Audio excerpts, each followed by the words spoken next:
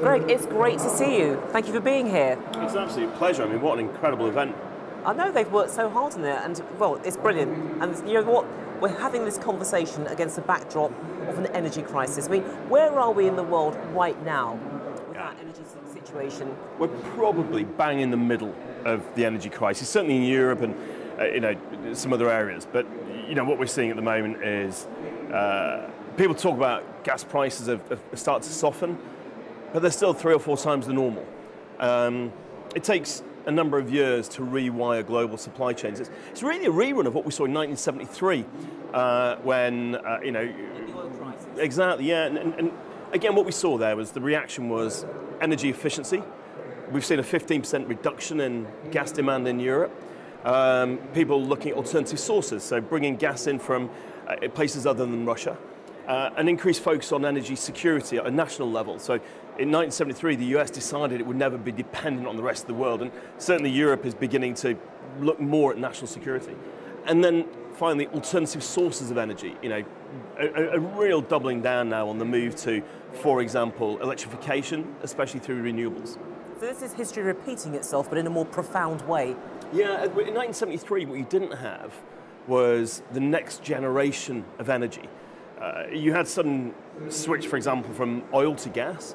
But here we're also seeing the advent of renewables, which even before the crisis, were obviously a huge area of growth because of the climate imperative and also because they're increasingly cheaper.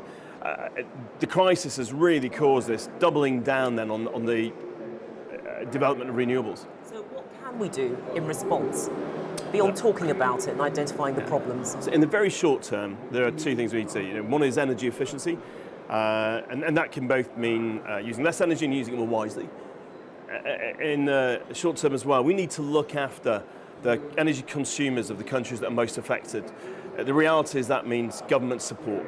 And we need to do that because otherwise we're going to see even worse economic impacts across the economies and it's going to be even harder to grow out of COVID. In the medium term, we can deploy renewables very, very quickly. Now, there are a lot of constraints.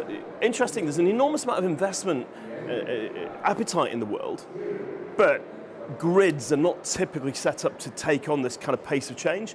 So governments are going to need to get involved and make that more agile. But the private sector is here to drive that new generation. So given that, what do you see as the role, for example, of countries like the UAE in the global transition? Because clearly they are at the centre of this. I'm here in the UAE partly because we're going to have COP here later in the year. The UAE is the very centre now of the focus on sustainability. But even before that, I've been hugely impressed by the leadership shown here. The UAE are putting pressure on governments in Europe, for example, in the UK, to show they're serious about renewables. Now, that kind of leadership is what we need to drive this change. So I think the UAE is the centre of the opportunity now to drive change faster, certainly in Europe and other parts of the world.